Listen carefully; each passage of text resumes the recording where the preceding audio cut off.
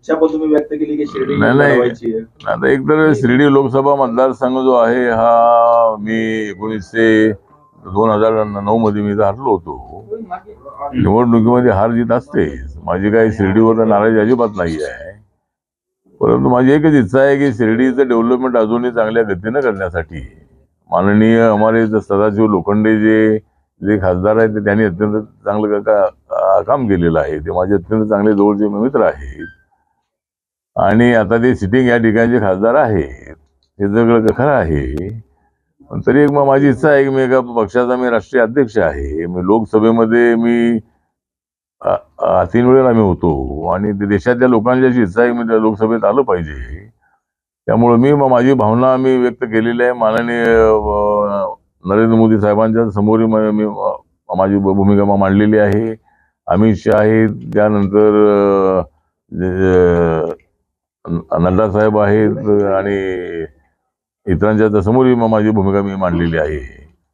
त्यामुळे रिपब्लिकन पक्षाला 2 जागा सोडाव्यात अशी आमची मागणी आहे. आम्ही काय अवास्तव मागणी करणार नाही, परंतु 2 जागा RPIला सोडाव्यात. कारण दलित मतदार जो आहे हा मोठ्या प्रमाणामध्ये आपल्यासोबत आहे आणि महायुतीला 45 जागा निवडून आणण्यासाठी दलित मतांची नितांत आवश्यकता आहे.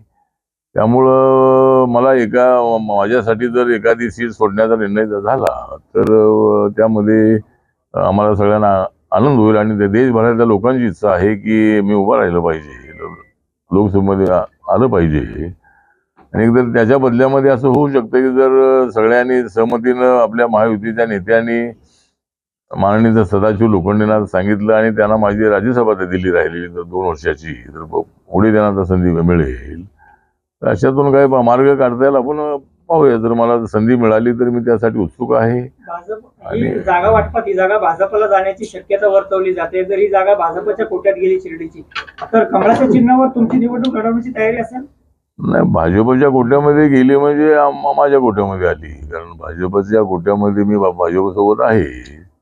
मी काँग्रेस पक्षासोबत ज्यावेळेला होतो त्यावेळेला मी कधी पंजाब सीमावर नव्हतो. माझ्या पक्षाच्या चिन्हावर मी लढलेलो होतो. त्यामुळं भाजपच्या गोट्यामध्ये जरी जागा आली तरी ती जागा मला भाजपने सोडावी. कारण दलित मतदार हा अत्यंत महत्वाचा आहे आणि त्यासाठी नक्की बीजेपी त्याचा विचार करेल अशी मला अपेक्षा आहे. शिर्डी लोकसभा मतदारसंघ 2009 पासून खरं तर अनुसूचित जातीसाठी आरक्षित आहे. मात्र इथले जे बौद्ध बांधव आहेत यांची भावना अशी झाली की कुठेतरी एका विशिष्ट समाजालाच फक्त प्राधान्य दिलं जात आहे आणि बौद्ध समाजावरती अन्याय होतोय, असं तुम्हाला असं वाटतं की होतोय अन्याय? नाही, सर्व समाज आपलाच आहे. आता सगळा समाज आपलाच आहे. चर्मकार समाज आपलाच आहे, माध्यम समाज आपलाच आहे, बौद्ध समाज आपलाच आहे. हे माझ्यासाठी हे सगळे माझे सगळे मित्रच आहेत. पण बौद्ध समाजाची भावना जी आहे ती गोष्ट खरी आहे. त्या मतदारसंघ रिझर्व झाल्यापासून या ठिकाणी मी बौद्ध असताना मी त्या ठिकाणी सुरुवातीला हरलो आणि बौद्ध समाजाला काही संधी अजून मिळाली नाही. त्यामुळं त्या बौद्ध समाजाची भावना आहे आणि बौद्ध समाज मोठ्या प्रमाणामध्ये शेड्यूल कास्टमध्ये या मतदारसंघामध्ये आहे आणि या मतदारसंघामध्ये दलितांची संख्या चांगली असल्यामुळं मोठी असल्यामुळंच हा मतदारसंघ रिझर्व झालेला आहे. त्यामुळे बौद्ध बांधवांच्या ज्या अपेक्षा आहेत त्याप्रमाणे बीजेपीने तिकडे लक्ष द्यावं.